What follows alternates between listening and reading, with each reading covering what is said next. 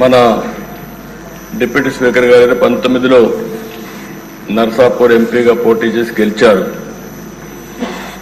అయితే వీరి ఆలోచన, వీరి వ్యక్తిత్వం మామూలుగా ఉండేవాళ్ళకి అడ్జస్ట్ కాలేరు. ఏదున్నా సరే ఫ్రాంక్గా మాట్లాడతాడు, మనసులో కల్మషం ఉండదు, ముందు వెనుక చూడకుండా మాట్లాడుతూ ఉంటారు. ఎందుకంటే ఓసారి ఫ్రాంక్గా ఉండేటప్పుడు కొన్ని సమస్యలు కూడా వస్తాయి. అయితే నేను చాలా రోజుల నుంచి వాటిని దగ్గరగా చూస్తున్నా. ఎక్కడన్నా తప్పులు ఉన్నప్పుడు కానీ, ఎక్కడన్నా ఇది ఉన్నప్పుడు కానీ, చెప్పాలనుకున్నప్పుడు కానీ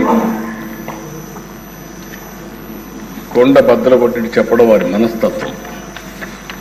ఓసారి అలాంటి మనస్తత్వమే కొన్ని ఇబ్బందులకు గురి చేస్తుంది.